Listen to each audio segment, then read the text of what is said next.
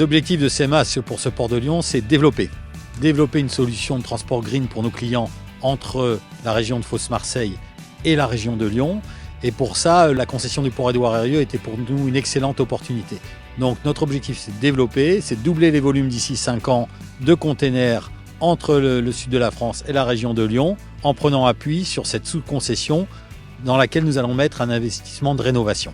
On a un lauréat qui est le premier client du port de Marseille, donc ça devrait quand même aider, favoriser, on va dire, le transport fluvial de Marseille à Lyon, de Lyon à Marseille.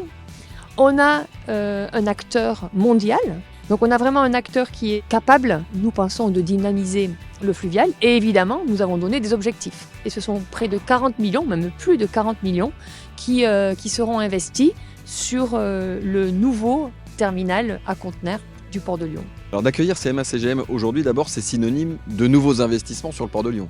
Pour moi, qui à Lyon en tant que maire porte l'ambition de la décarbonation du territoire, notamment dans le cadre du projet Lyon 2030, eh bien, c'est une excellente nouvelle de savoir qu'ici sur le port de Lyon, on va pouvoir davantage accueillir de marchandises qui viendront par un mode de transport beaucoup moins carboné.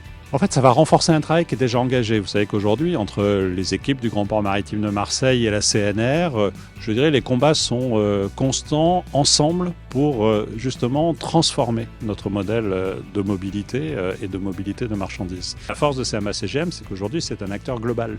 Ça n'est pas qu'un transporteur, c'est aussi quelqu'un qui sait quelque part livrer des zones de production aux États-Unis ou en Asie jusqu'au sapin de Noël dans quelques jours. Le groupement qui a été retenu à ce jour, va participer à une aventure dans la souveraineté, dans la réindustrialisation et dans la décarbonation. Donc c'est les trois axes qui nous animent collectivement. Donc c'est une super bonne nouvelle pour les acteurs économiques.